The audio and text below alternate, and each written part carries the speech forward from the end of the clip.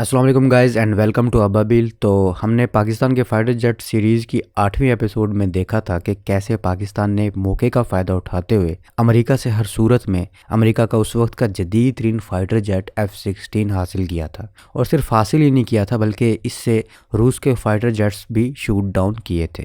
آج کے ایپیسوڈ میں ہم دیکھیں گے کہ پاکستان نے اس کے بعد کون سا فائٹر جیٹ اپنے فضائی بیڑے میں شامل کیا۔ So let's start.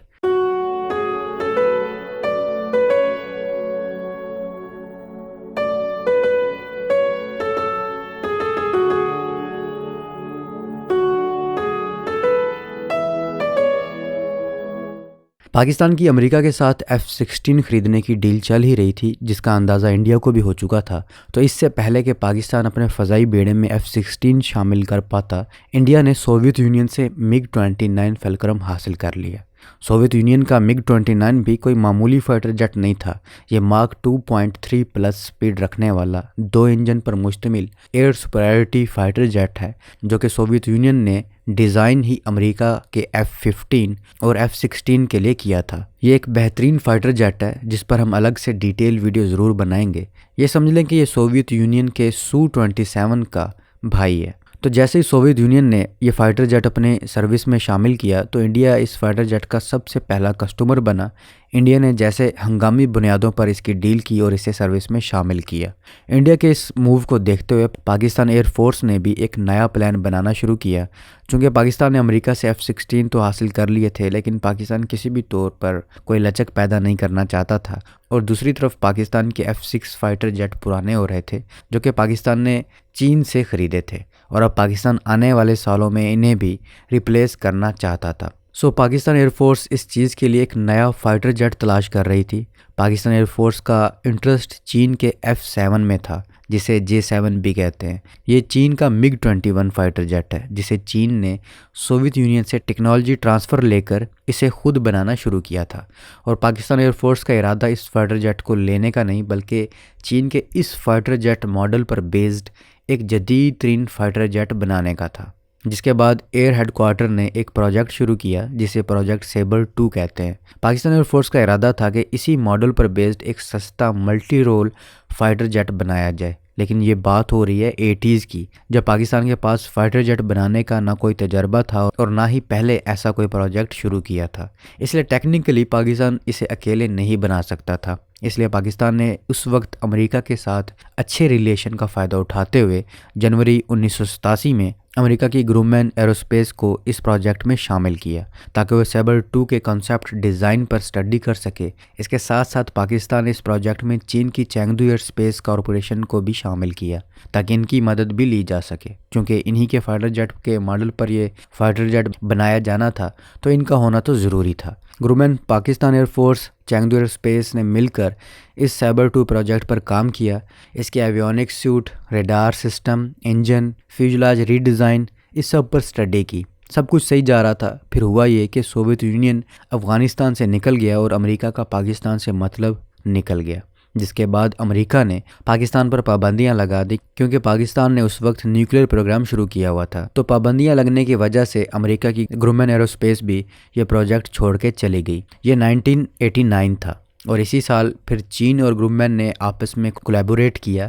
چین خود بھی F-7 کو ری ڈیزائن کرنا چاہتا تھا اور اپنا ایک بہترین فائٹر جیٹ بنانا چاہتا تھا، جس میں اگر امریکی طرز کی ٹیکنالوجی بھی شامل ہو جاتی تو یہ بہت بہتر ہوتا۔ لیکن ٹیانان مین اسکوائر اسٹوڈنٹ پروٹیسٹ کی سپریشن کی وجہ سے امریکہ نے چین پر پابندیاں لگا دی، اور اس کے ساتھ ساتھ امریکہ بھی نہیں چاہتا تھا کہ اس کی کوئی ٹیکنالوجی چین کے ساتھ شیئر ہو، تو گرومین کو اس پروجیکٹ سے بھی نکلنا پڑا۔ گرومین پاکستان کے سیبر 2 پروجیکٹ کو چھوڑتے چھوڑتے ایک وارننگ ضرور دے گئی تھی کہ یہ پروجیکٹ فائنینشلی پاکستان کو بہت مہنگا پڑے گا، کیونکہ ایک طرح سے پاکستان 2 مختلف ٹیکنالوجیز کو کمبائن کرنے کا سوچ رہا تھا۔ امریکہ کی طرف سے کوئی بھی ٹیکنالوجی ٹرانسفر بھی مہنگی پڑتی اور اس کے علاوہ بھی بہت سے ایشوز پاکستان ایئر فورس کو فیس کرنا پڑتے، تو پاکستان کو مجبوراً یہ پروجیکٹ کلوز کرنا پڑا۔ تو جہاں سے پروجیکٹ سیبر 2 کلوز ہوتا ہے، وہیں سے کہانی شروع ہوتی ہے JF-17 تھنڈر کی۔ لیکن آج کی ویڈیو کا یہ ٹاپک نہیں ہے، اس پر ہم نیکسٹ ویڈیو میں بات کریں گے۔ وقت گزرا، کچھ سال پاکستان نے امریکی پابندیوں کا سامنا کیا۔ F-16 کے حوالے سے بھی امریکہ کی کوئی اسسٹنس پاکستان کو نہیں مل رہی تھی، اور J-6 کو بھی ریٹائر کرنے کا وقت آ چکا تھا۔ تو اس خلا کو پورا کرنے کے لیے پاکستان نے چین سے اس کا F7 فائٹر جیٹ خرید لیا۔ یہ چین کا وہ F7 نہیں تھا جو 1966 میں چین نے انٹروڈیوس کروایا تھا، یہ وقت کے ساتھ ساتھ انتہائی جدید ہوتا گیا تھا، اتنا کہ MiG-21 سے بھی زیادہ۔ اور سب سے زیادہ اس فائٹر جیٹ میں اپ گریڈیشن 80s میں ہوئی، جب پاکستان نے چین سے کہا تھا کہ اسے ایک ایسا فائٹر جیٹ چاہیے جس کی ریڈار کیپیبلٹیز گریٹر ہوں، کیونکہ اس وقت عام ریڈار اور British Marconi radar ground clutter کی وجہ سے کافی متاثر ہو رہے تھے۔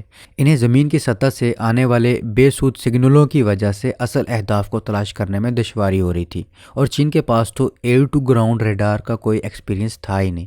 لیکن چین چاہتا تھا کہ وہ اپنے فائٹر جیٹ کو ویسٹرن سٹینڈرڈ کے مطابق اپ گریڈ کرے۔ یہی وجہ تھی کہ چین نے پاکستان کا سیبر 2 پروجیکٹ جوائن کیا تھا، کیونکہ پاکستان کو چین کے اس فائٹر جیٹ پر بیسڈ ہی اپنا نیا فائٹر جیٹ بنانا تھا، اور چین کو اپنا یہ ایئرکرافٹ اپ گریڈ کرنا تھا۔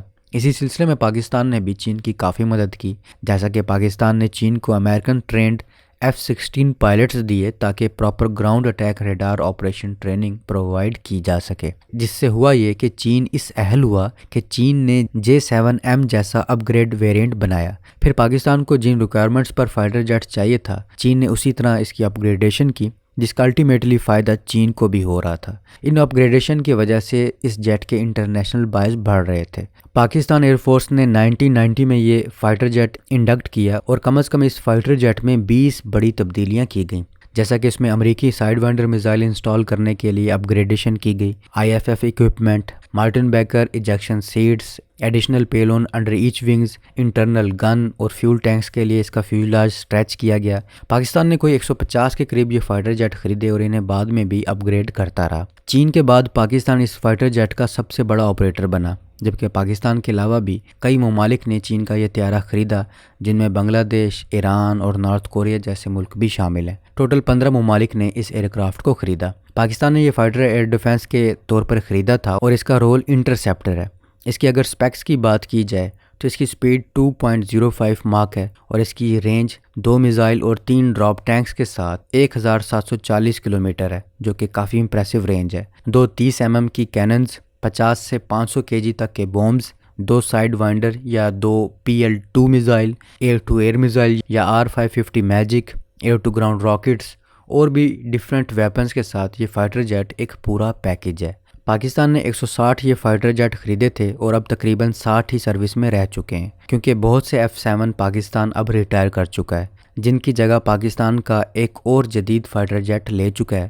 تو بتائیے پاکستان کے اس فائٹر جیٹ کی جگہ پاکستان نے کون سا زبردست فائٹر جیٹ سروس میں شامل کیا؟